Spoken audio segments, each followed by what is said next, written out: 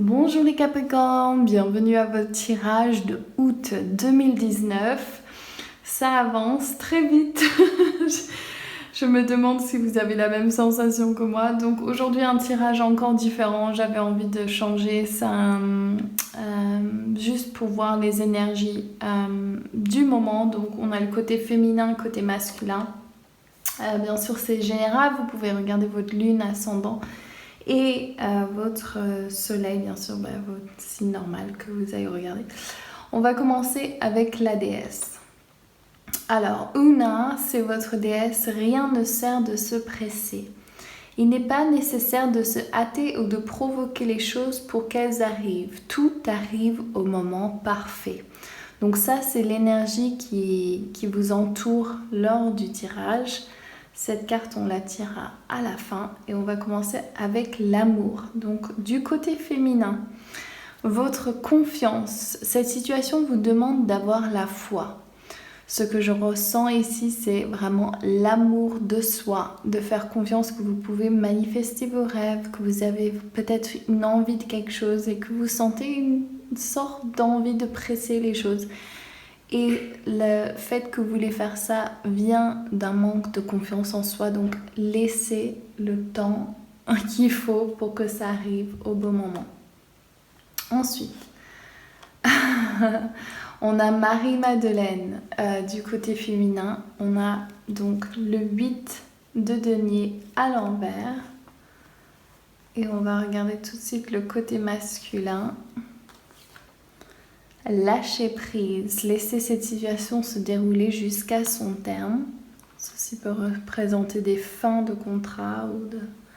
Et regardez, faut que je tire une autre. Ok, Basoué, c'est la fée de divination. Donc, vous devez diviner, vous devez poser les questions, vous devez faire. Donc, l'énergie du côté masculin, c'est les actions à prendre. Et le féminin, c'est qu'est-ce que vous devez faire donc en connexion avec vos guides. Donc là, on vous demande de vous connecter à l'énergie de Marie-Madeleine en amour. Donc rappelez-vous que Marie-Madeleine a bien rencontré son amoureux, Jésus, et que vous avez aussi cette chance et que vous allez rencontrer le vôtre. Le 8 de denier, c'est que vous regardez dans le passé ce que vous avez semé et qu'est-ce qui a marché, qu'est-ce qui n'a pas marché. Et vous êtes en train de regarder ce que vous avez semé. Mais vu qu'elle est à l'envers, ce que j'ai envie de dire ici, je suis aussi Capricorne, donc c'est les guides qui me disent oui, regarde. C'est de ne pas se fier au passé pour voir comment votre relation future va se créer. Bien sûr, il faut regarder le passé, qu'est-ce que j'ai créé, qu'est-ce que j'ai pas envie de recréer, bien sûr. Mais aussi, ça ne veut pas dire que vu que vous avez eu des relations qui ont pas marché comme vous l'aurez espéré, parce qu'on sait tous que c'était nécessaire pour grandir, mais que vous n'êtes pas obligé de vous fier aux relations du passé pour avoir une bonne relation du futur. Donc ça, c'est votre monde interne. Quand je lis ces cartes, je vois notamment en moi, mais aussi je sens pour certaines d'entre vous, cette sensation comme s'il y aurait un manque de confiance que vous pourrez attirer vers vous ce que vous désirez. Alors, on va tirer une autre carte pour Bassoir. Donc, dis-nous ma belle. Merci. Ok, donc du côté masculin, donc les actions à prendre, vous avez l'impression que vous avez fait beaucoup de travail. Vous avez l'impression qu'il y a beaucoup de travail à faire dans ce domaine. Et là, justement, avec la carte de l'amour, c'est lâcher prise. Donc, même si vous semblez que c'est peut-être une longue route devant vous pour attirer l'homme de votre vie, sachez que ce n'est pas vrai.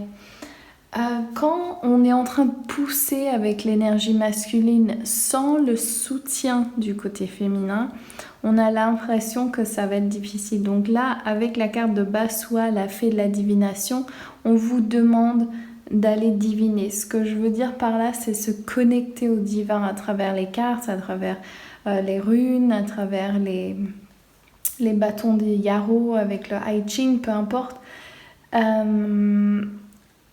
De recevoir des messages par vous-même, la pendule, etc. Vous avez besoin de poser la question. J'ai fait une super méditation ce matin, c'était vraiment trop beau. Donc je suis allée dans la bibliothèque des dossiers akashiques que je connais très bien, le mien.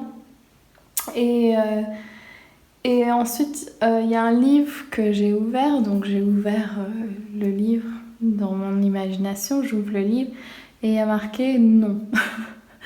Et je suis là, mais de quoi vous parlez? Pourquoi il y a un non? Et ils me disent, tu n'as pas été assez clair en prenant le livre. Ce livre t'appartient et tu peux l'ouvrir à n'importe quel moment et poser la question. Mais l'importance de ce livre qui était doré et violet, un violet très intense, très beau, ils m'ont dit, tu dois passer un moment avec le livre fermé et vraiment te concentrer et ensuite poser ta question et ensuite ouvrir à la page et de voir le message s'apparaître.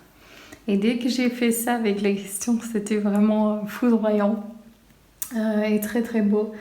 Et donc là, j'ai l'impression que c'est la même chose, c'est que vous avez l'impression que ça prend du temps, que c'est difficile, c'est comme monter la colline avec tous ces bâtons, mais en fait c'est parce que vous ne lâchez pas prise et que vous êtes devant vous-même, c'est vous qui rendez ce travail difficile. Donc voilà au niveau de l'amour. Donc ayez confiance, lâchez prise, il n'y a rien d'autre à faire et soyez certain et clair de ce que vous allez attirer. Moi je le suis. Ok, on va aller voir donc votre mission de vie. Donc au niveau féminin, votre travail d'âme, c'est ça que je voulais demander. Regardez ça. Le 10 de coupe avec Orion. Oh, j'adore. Donc pour moi qui est canal, Orion c'est un de mes enseignants. Orion Technologies qui m'a été enseigné par Betsy Morgan Kaufman. Et le 10 de coupe, c'est vraiment épanoui. Et c'est vrai que personnellement, je suis super épanouie dans mon travail en ce moment. Je me sens vraiment dans mon bonheur et aussi au niveau familial aussi de vraiment apprécier les moments, tous les moments. On voit les enfants qui dansent. Donc ça se peut que votre mission vie ait un rapport avec les enfants et aussi avec donc de vouloir une famille aussi. Donc il y a ça qui est là. Sur le côté féminin, c'est très clair, c'est que c'est ça de quel vous devez vous imprégner. C'est ça que vous êtes en train de demander. C'est ça que vous êtes en train d'attirer à vous. Donc maintenant, quelle est l'action que vous devez prendre du côté masculin pour arriver à ce rêve? Alors, super, vous avez Archange Métatron. Archange Métatron qui est mon assistant personnel. C'est vrai, je travaille un peu moins avec lui les derniers jours là. Mais ici, c'est l'action à prendre, c'est plus vous méfier en fait.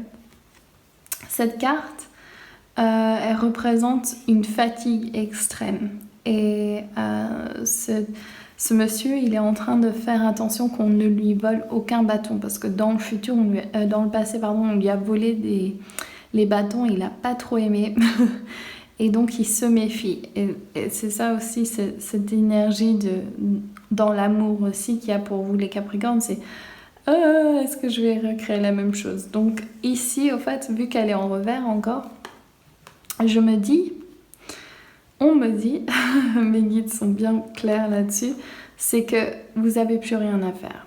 Okay, donc l'action à prendre encore avec la lâcher prise et la divination, c'est que vous devez laisser faire le divin. Donc appelez vos aides, donc vos maîtres ascensionnés, vos archanges, les êtres des étoiles, que ce soit Orion, les Arthuriens, les Pléiades, Andromède, Lyra, Pegasus, peu importe.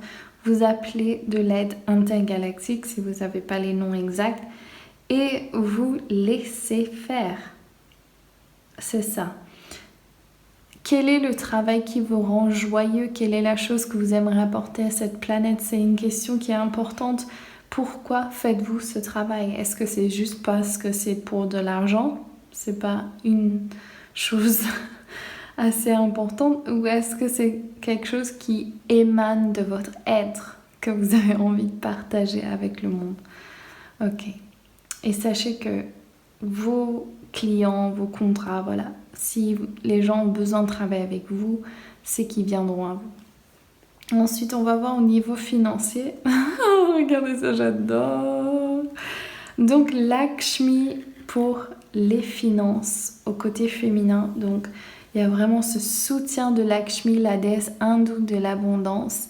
Et elle est là en train de couvrir tout avec les paillettes de fée, l'or, le doré. Et ici, on a l'imbécile ou je sais plus l'autre mot que vous utilisez en français, le bas, je sais plus, je me rappelle plus. Mais the fool, ça veut dire l'imbécile en anglais. Et donc normalement, c'est prendre un saut de leap of faith, donc c'est avoir la foi et laisser faire. Et en revers, il y a comme si c'est encore ce doute au fait de qu'est-ce que je dois faire, qu'est-ce que je dois faire, et au fait là on vous demande de lâcher prise. Lakshmi, elle est là au niveau de votre abondance. Je sais pas si vous vous rendez compte, mais ça c'est une super chose. Donc c'est attendez-vous au miracle et laissez faire l'univers. Mettez-vous dans une position réceptive. Je sais que moi ça me parle vachement là. L'argent n'est pas associé à votre abondance. Comment vous gagnez votre argent aussi n'est pas associé à votre abondance. Vous êtes abondant de nature. Qu'est-ce que vous êtes en train de repousser? Ok? Et du côté masculin, donc qu'est-ce qu'il faut faire au niveau financier? Prendre votre envol avec l'aigle, et on a arrêté de jongler toutes les choses. Simplifiez votre vie. Prenez votre envol. Faites ce que vous aimez, que ce que vous aimez. C'est ça votre action avant. C'est prendre votre envol. Et ça, elle était en revers. Donc, c'est arrêter de jongler les choses. Il faut être clair. L'envol se fait pour atterrir et s'envoler. Il faut être super clair de son directive. Donc, qu'est-ce que vous voulez? Demandez, parlez à Dieu, parlez à Jésus, parlez à Marie-Madeleine, parlez à Métatron, Orion, Lakshmi, et Baswat, toutes les fées et l'aigle. Regardez d'un point de vue d'aigle, qu'est-ce que je veux attirer dans ma vie dans la prochaine année, quand je serai en 2020, en août, où je veux être et comment je dois mettre ça en place. Et là, vous allez parler à vos guides. Là, vous allez retrouver leur aide. Donc, on va regarder celui-là. Cette carte, j'allais la retourner, puis on m'a dit en revers. Donc, on va lire l'explication. Où j'ai mis mes livrets. Ok. Donc, numéro 7 en revers.